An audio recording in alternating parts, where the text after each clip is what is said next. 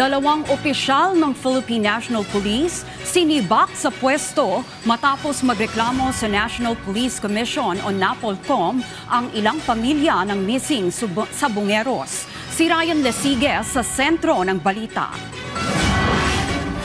Bit-bit ang ilang libong piso. Dumulog kahapon sa National Police Commission o NAPOLCOM ang ilang kaanak ng missing sabongeros.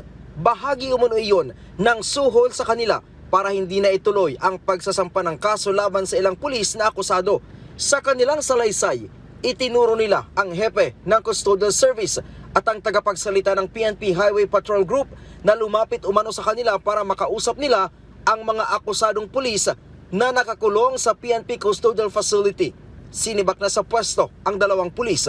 Batay sa investigasyon, ang tagapagsalita ng PNP HPG umano ang sumundo sa ilang kaanak ng missing sabongero upang ipasok ang mga ito sa loob ng Campo Crame gamit ang kanyang sariling sasakyan.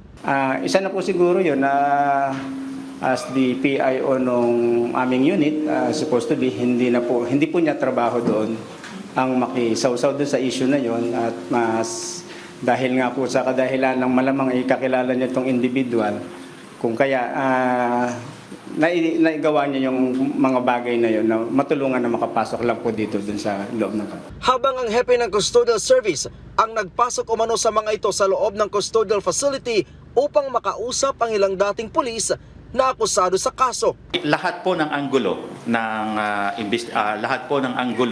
ay aming iimbestigahan. Batay sa sumbong ng ilang kaanak ng missing sabongero kahapon sa NAPOLCOM, inalok sila ng mga akusado ng 40,000 pisong financial support buwan-buwan kapalit ng hindi pagdalo sa mga hearing sa kaso. Ito ani ang dahilan kung bakit nababawasan ang mga complainant na nagpupursigi sa kaso.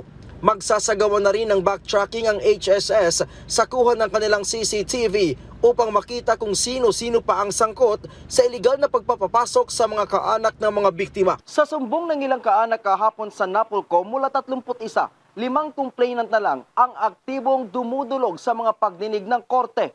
Samantala nasampahan na ng kasong administratibo ang 2 pulis na kanilang inirereklamo. Nasa 13 dating mga pulis ang kasalukuyang nakakulong ngayon sa PNP Custodial Facility na pawang sangkot sa kaso ng missing sabongeros.